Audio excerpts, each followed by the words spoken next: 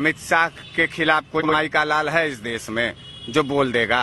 और कोई ऐसा पत्रकार बताओ, किसी को हिम्मत है कि जो जेएनयू में और जामिया में और बीएचयू में छात्रों को पर लाठी चार्ज करके जेल में भरने का काम किया गया है, कोई माई का लाल एक तो बताओ कि जो इनके पक्ष में सवाल कर दे अपने चैनल रूम से, या कोई पत्रकार जो कोई भी प्रिंट मीडिया वाला।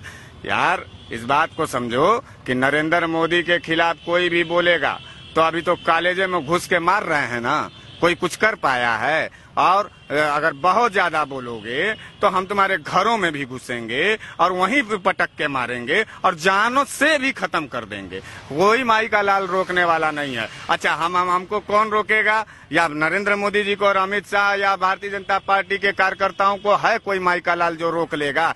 किसको दूध पिलाई है किसकी माँ कि भारतीय जनता पार्टी के खिलाफ बोल देगा? आपको हम बता दें, पुलिस हमारी, पत्रकार हमारा और पूरा संगठन हमारे साथ, पूरा आरएसएस हमारे साथ, कोई है? और कौन बोलेगा? चौराहों पर खड़ा करके जिंदा जलाएंगे और दंगाई बता करके उसके परिवार वालों को जेल के अंदर डालेंगे। कोई माई का लाल हमारा कुछ नहीं बिगाड़ सकता, यानी भारतीय जनता पार्टी का नहीं बिगाड़ सकता, यानी अमित शाह के खिलाफ नहीं जा सकता, यानी नरेंद्र मोदी के खिलाफ नहीं जा सकता। यह दहशत का माहौल है। पूरे भारत में तिरंगा जो है दहशत के माहौल में जी रहा था। निकले तो थे उतने लोग पूरे देश में सीएए के खिलाफ, क्या ले लिए और क्या उखड़ गया? बल्कि उल्टे घरों की नीलामी कराई गई और उनके फोटो को चौराहे पर लटका करके उनके घरों को कुड़की करेंगे और जेलों में डालने का काम किया गया। और जानते हैं, जमानत राशि भी जो 50,000 का था वो 2-2 लाख लगवाए हैं। अब बोलना पता चलेगा कि नरेंद्र मोदी के खिलाफ बोलने में और अमित शाह के खिलाफ बोलने में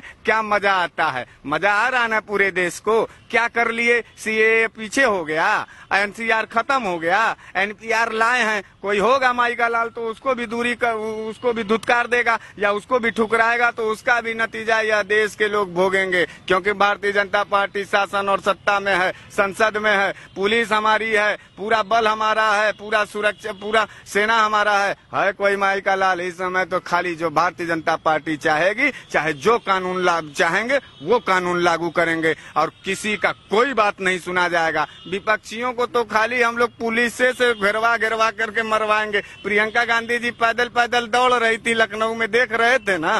क्या थी वो? प्रियंका गांधी जो है कांग्रेस पार्टी, मुख्य विपक्षी पार्टी की महासचिव हैं, प्रभारी हैं उत्तर प्रदेश की। योगी जी का जो है टेलर आप नहीं देख रहे हैं? योगी जी बैठे हुए थे अपने मुख्यमंत्री आवास में, प्रियंका गांधी गरीबों के लिए दौड़ रही थी, राहुल गांधी दौड़ रहे हैं, दौड़ने दीजिए। कितना बोल लेंगे ये लोग? या इस देश में जो भारतीय जनता पार्टी चाहेगी, जो नरेंद्र मोदी चाहेंगे, जो अमित शाह चाहेंगे, वही होके रहेगा।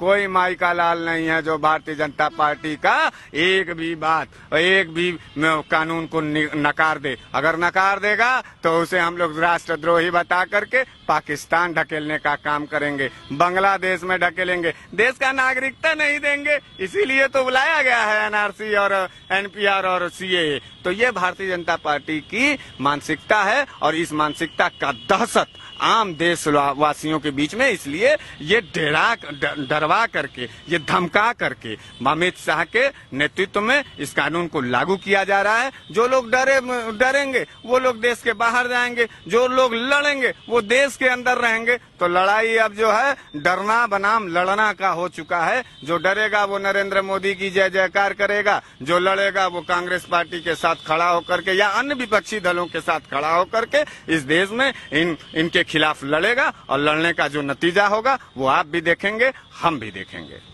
धन्यवाद।